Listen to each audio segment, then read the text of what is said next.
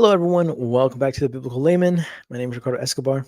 I know it's been a minute, been very busy, but I saw something the other day by Leighton Flowers.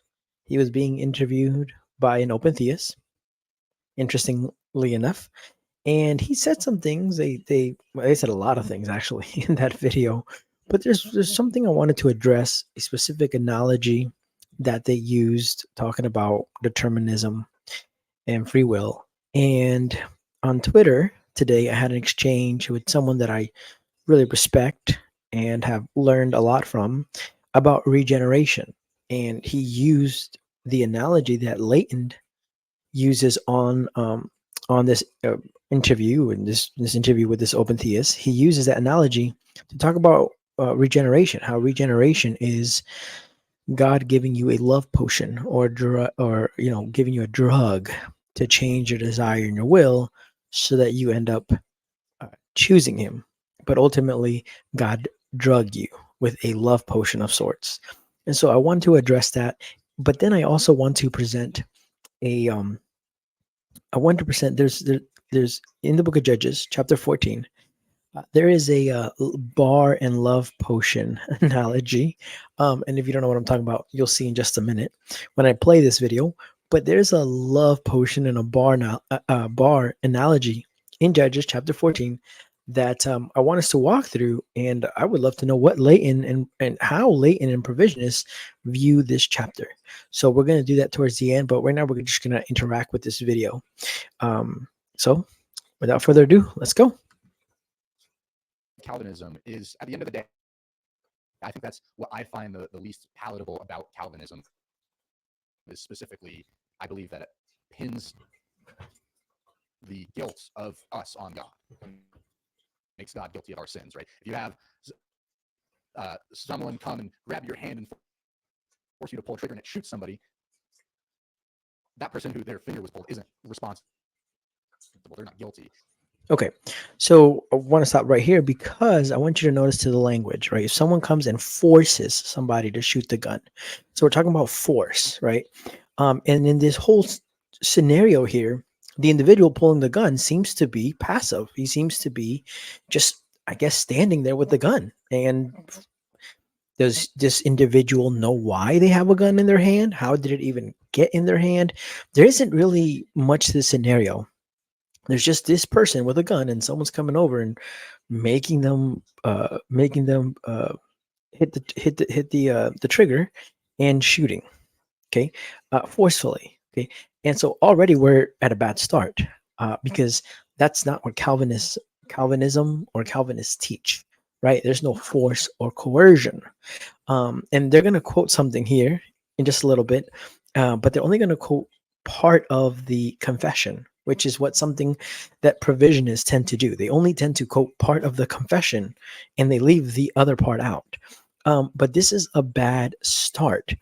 What you can see here is their presuppositions and how they're filtering Calvinism through their worldview, through their lens of libertarian free will. Because this is Calvinists do not hold that God is coercing, or forcing anybody to do anything they don't want to do.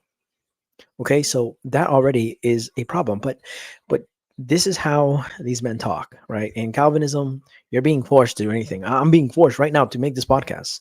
I don't know how, but I'm being forced. So this is how they view Calvinism, and so they talk like this to their audience, and unfortunately, their audience takes the bait.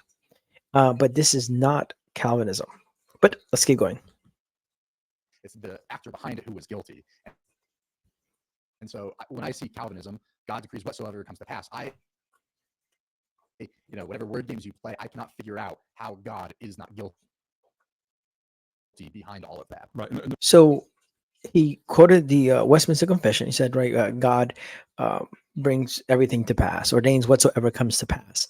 But what they never quote is what's after that. Listen to this.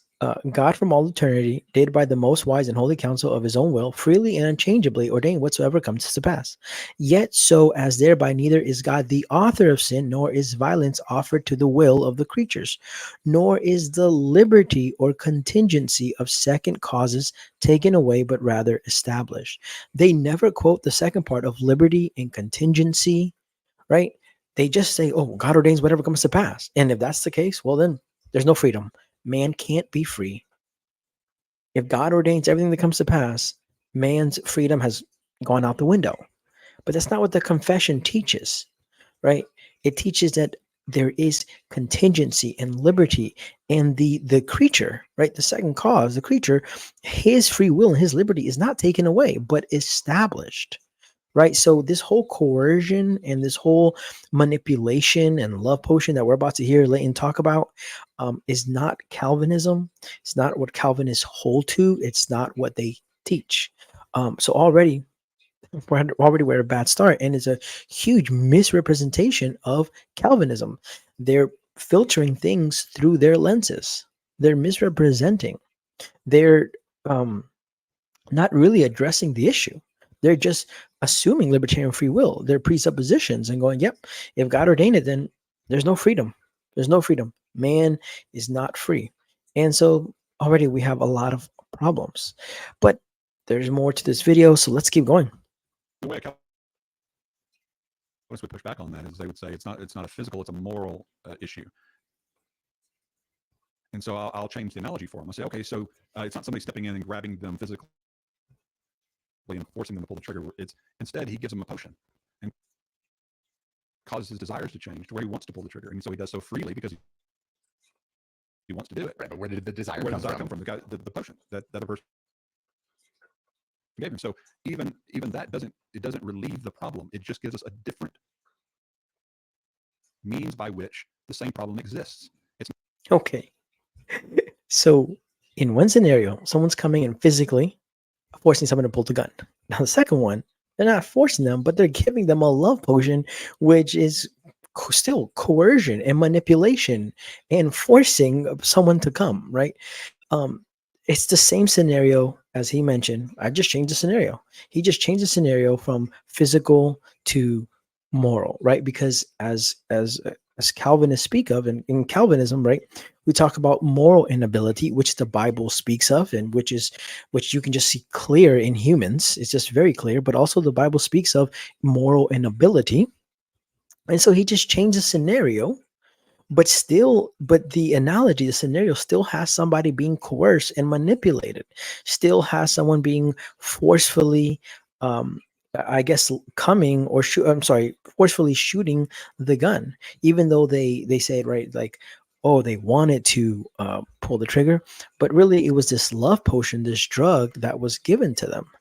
Now, this is so wrong. I don't even know where to begin to address this. Okay. Because, first of all, Calvinists do not teach that God gives people a love potion or a drug, or that, or that somebody's just sitting there and all of a sudden some emotion is dropped into them that all of a sudden wants to make this person do something. Just kind of like, there you go. Here's the emotion of anger, or here, go do such and such thing, right?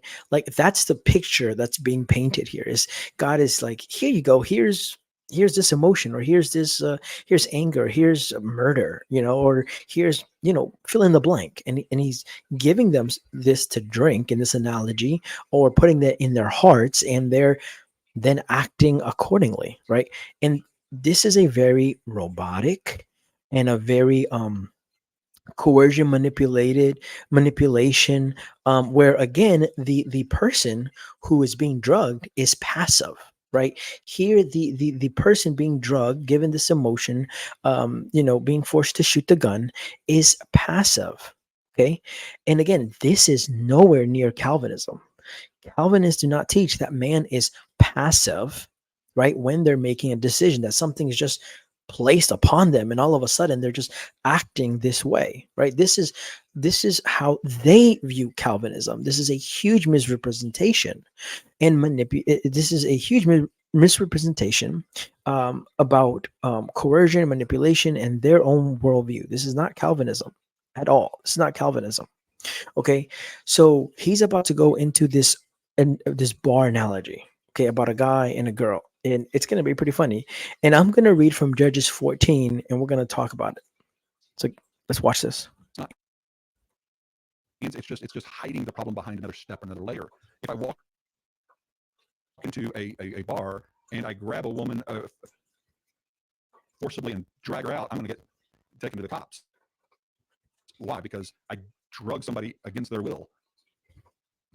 And everybody. I think he meant to say drag. I dragged somebody against their will, but it sounded like he said drug. He drugged somebody. Maybe it is drug. Maybe I'm wrong. But in my mind, I'm thinking he dragged somebody. But okay, let's keep going.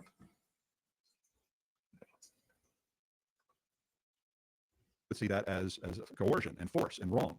If I went in and secretly, with anybody knowing, put a love potion in her drink to where she automatically loves the first person she talks to, and she wants to go out with me now. Now she wants to walk out of the bar with me. And nobody look better, but you aren't actually better. Exactly. That's the difference. It looks better, but it's not better. And that's okay. So this is the classic movie scenario, right? Where this person goes to a bar and wants to leave with this woman. So, so he drugs her, he put something in her drink. And so now she's not able to think right, not able to make proper choices. So, she ends up leaving with him or he ends up taking her. I don't know, whatever the scenario, right? But again, you see behind this is coercion, manipulation. The person is incapacitated. They're not rightfully thinking. They're not acting. They're being acted upon. Okay. And you will not find this language in Reformed theology, in Calvinism. Okay. The person, the individuals, are not passive. No one is inserting, like when you insert like a coin in a machine, no one's inserting, here's love, here's anger, here's, hatred into a person's heart and them acting on it, right? No one's coming behind the scene and pouring something into our drinks and drugging us, right? Like that again, this is their view of Calvinism, which is totally wrong. It's misrepresentation. And the thing is that Leighton, I'm not sure about the other individual, but Leighton knows that this is a misrepresentation. Like this is not what he. Hopefully, when he was a Calvinist, this is hopefully not what he was taught, and this is not what Calvinists teach now, nor has it ever been. Right? Calvinists and Calvinism has always affirmed free will. The issue here is their presupposition of libertarian free will, and their presupposition of emotion and influences, God's decree. All of that is being played in this scenario. This scenario of this individual in the bar with the woman seems like it's in a vacuum, right? Like how did this woman get to the bar? Right? Like, what is she doing there? Right? And this gentleman as well. Did they spark up a conversation before the drug? Like, I mean, it just seems like a vacuum type of scenario where this woman's just placed there, this guy's placed there, this guy drugs her, and now she's walking away with him, I guess, right? Because she's been drugged and she can't think straight, and her will is gone, and so tomorrow she'll probably wake up and go, "What happened? I this is not what I wanted," or whatever, right? Who knows? But this is not Calvinism. This is not what we teach. This is not what we are here to adhere to. And in fact, this is repulsive. This is very repulsive. I think many Calvinists, if not all Calvinists, would find this repulsive. So for me, it really is heartbreaking that it would be represented in this way, especially coming from Leighton Flowers, who wants to be represented correctly as a provisionist. It's very, very sad that he would present Calvinism as this robot coercion manipulation, right?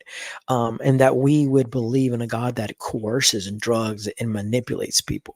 Like, That's crazy. And that's not even the logical entailment, right? Like he probably will say, "Oh, well, that's what the logical entailment." Okay. Well, can he prove that? Can he prove it's the logical entailment? And is that what we should do? Should we look at the logical entailment of his view? Because I'll tell you, the logical entailment of provisionism is standing right across from him. That's the logical entailment of his view, standing right across from his face. And so, again, it just breaks my heart that uh, he views Calvinism in this way and he represents it in this way, and that so many people are falling for it. So many people are falling for this type of content that is nonsense and that is very misrepresentation. So I want to I want to read this from Judges 14, and I would love for anyone to respond to this and see how they would view this passage. Okay. And then I'll address then we'll get to the bar thing and regeneration. Okay. So this is from Judges 14. Listen to what it says. Samson went down to Timnah, and at Timnah, he saw one of the daughters of the Philistines. Okay. And now remember, the Israelites were not supposed to marry any strangers, right? They're supposed to marry within their own within their own camp within Israel. They're supposed to marry within Israel and not strangers, not those from the outside. Okay, that was prohibited. So he goes to Timnah and he sees one of the daughters of the Philistines. Now, you definitely don't want to marry a Philistine. Then he came up and told his father and mother, "I saw one of the daughters of the Philistines at Timnah. Now get her for me as my wife." So I want to point something out. Notice here that it talks about Samson using his eyes to see a woman. Okay. He wasn't just walking all of a sudden, somebody put some love potion or some desire, like, "Oh, I'm looking for a woman now. Where is she? I need to see a woman." No, he was at a place. This is the scenario. He was at a place and he came across a woman. He saw with his eyes. And listen to what he said. And he went to his mom and dad and said, "This is what he said. I saw one of the daughters of the Philistines at Timnah. Now get her for me as my wife." So through his eyes, through his vision, he saw this beautiful woman, and he went to his parents and said, "I want you to get her for me because she's beautiful. I saw her and I desire her. So get her for me." So this is verse 3 of Judges 14. But his father and mother said to him, "Is there not a woman among the daughters of your relatives or among all your people that you must take a wife from the uncircumcised Philistine?" So mom and dad were not happy. Okay. They were not happy that Samson put his eyes and his desire on a female from the uncircumcised Philistines. This was not a good thing. But Samson really liked her, really desired her. These were real desires, real feelings. Listen to this. But Samson said to his father, "Get her for me, for she is right in my eyes." It's my eyes. Samson is telling her mom and dad, "It's my eyes. I saw her. I desire her. I want her as my wife. Go and get her." Okay. And then verse 4. His father and mother did not know that it was from the Lord, for he was seeking an opportunity against the Philistines. At that time, the Philistines ruled over Israel.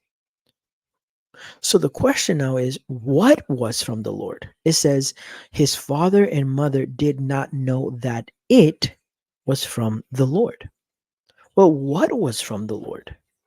What is the it that the author is referring to here in Judges 14? That's pretty simple. Samson's desiring of this woman from the uncircumcised Philistines. That's the it. The father and the mother did not like Samson's request. They were begging him and asking him, "Why can't you find a woman from your own camp?" But Samson says, "Hey, this woman is beautiful. I saw her with my own eyes. I desire her. I want her as my wife. That's what I want." And the author tells us that this whole thing came from the Lord himself. Now, if we were to use Leighton's um, uh, worldview or lenses, his presupposition of libertarian free will. According to that view, according to Leighton's view, Samson here was simply a passive robot. When it says, I saw her with my own eyes, no, you didn't. You were drugged because it was from the Lord. So there's no way that you could have seen her with your eyes and that you could have desired her. That's impossible because it was from the Lord. So, in order for Samson to really have desired her and really see her with his eyes, the Lord had to be, I guess you can say, I'm trying my best to be faithful to his worldview, but you could say um, it this whole scenario, this whole desiring of the woman, wanting to marry her, could not have come from the Lord. The Lord had to be separated from this issue, or at least could not be one of the causes of this scenario, right? But the author is specifically saying it was from the Lord. It was the Lord who was bringing it to pass. But then the question is, how was he bringing it to pass? Through Samson. Okay, it wasn't against Samson. It wasn't like Samson was like, no, Lord, no, I don't want this woman. I don't want to, I don't want her, I don't want to desire her and her beauty. No, Samson, being a guy, seeing a beautiful woman, I'm sure, uh, really desired her, really wanted her as a wife. And the Lord brought it to pass for a specific reason. And what was that? The Lord was seeking an opportunity against the Philistines because the Philistines were ruling over Israel. Okay. So I would love to hear how Leighton or how Provisionists would respond to Judges 14. There's just no way around it. You cannot say, oh, well, it wasn't from the Lord, because it literally says it was from the Lord. You would be contradicting scripture. So how could you say it was not from the Lord? Makes no sense. But instead of a bar, a man and a woman at a bar scenario or analogy, let's just go to Judges 14. Let's talk about that because we see it right here. How something can become from the Lord for a specific purpose, and how Samson, the man, the human being, can be free, can truly desire and want a woman, can use his senses, his eyes, his heart, his emotions, his will to desire and to plan to get this woman, right? See, the Bible, unlike Leighton, the Bible doesn't see a contradiction, right? The Bible doesn't present this false dichotomy, right? This dualism, right? Where, well, if God decrees or God brings something to pass, man can't be free, right? The opposite would be, well, if man brings things to pass, then God can't be involved, or there needs to be some sense of uh, God has to be kind of distant from the situation or scenario. If not, then man is not free. So how do you get around this? You don't. Give me 1 second because my laptop's about to die. I thought I had more battery. But I think this presents a real problem for this scenario and for what he's saying. Sorry, give me 1 second. I did not expect my computer to die.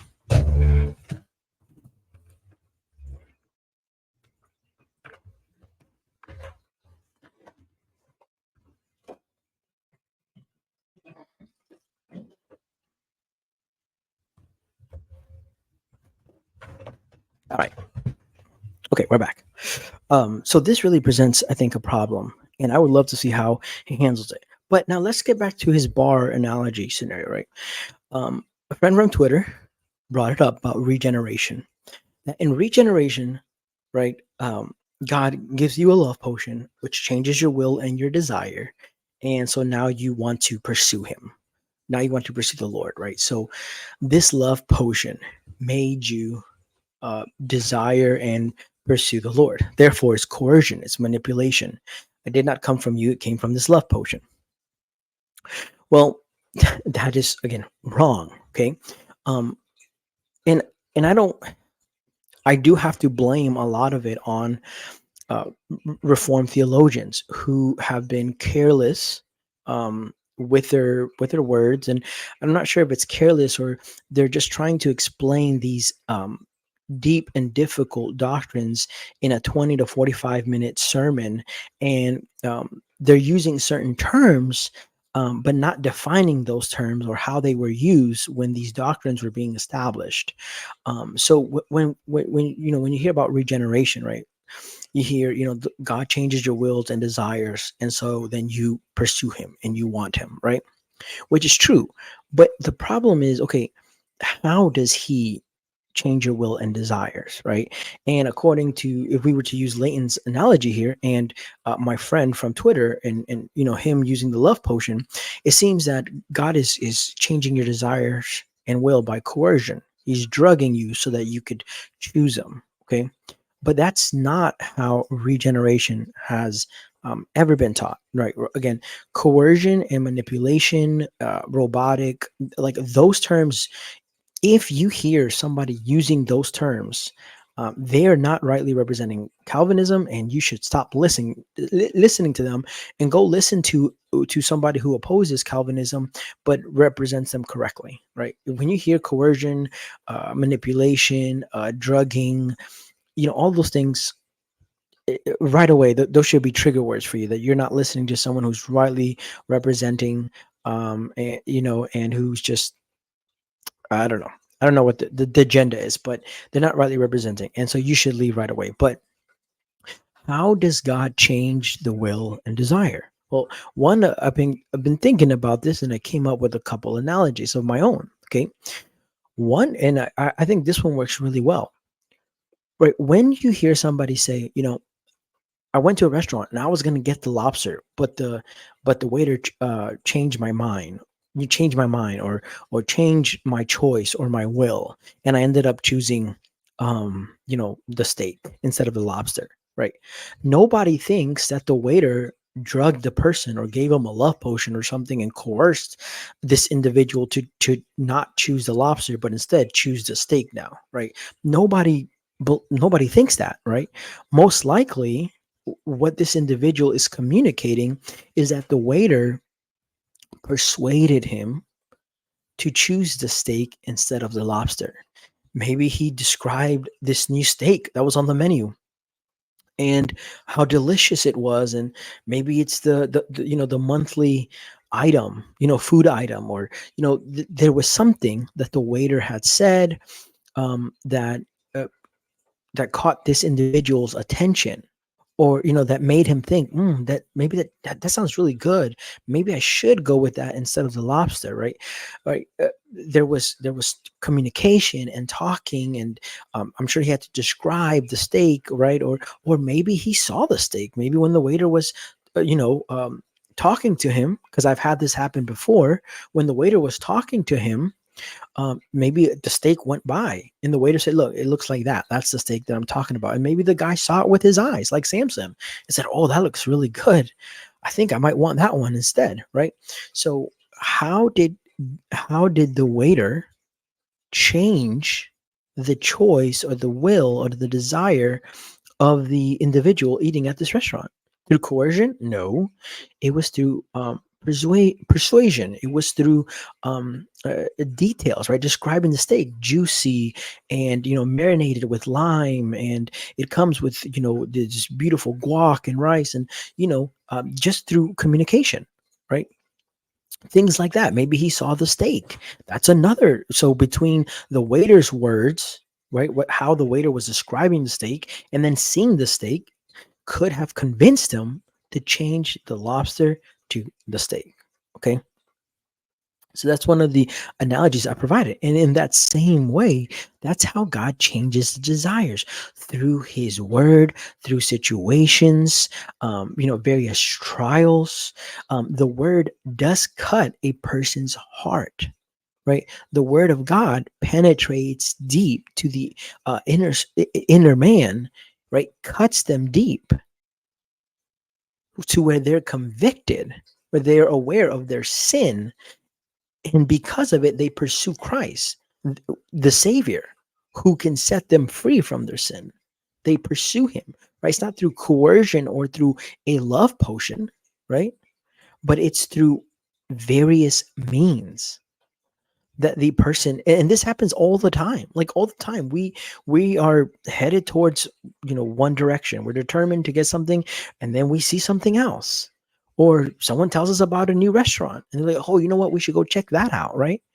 Technically you could say he changed my will, he changed my desire, because I was determined this way, now I'm going that way, right? And there was no coercion, there was no manipulation. And that's the question we have to ask. How does God bring things to pass? How does God change the heart and the desires? It's not through love potions or coercion, right? Two things I think about is Acts chapter 2. When Peter was preaching the gospel, the author points out that the men were cut to the heart. That's circumcision by the Spirit. They were cut to the heart. And then they asked, what must we do to be saved?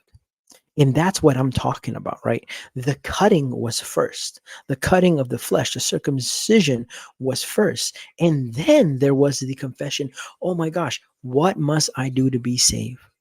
I'm recognizing that what you're saying, Peter, is true. This Jesus, he is Lord. He did die, and now he's seated at the right hand. I'm seeing that, Peter.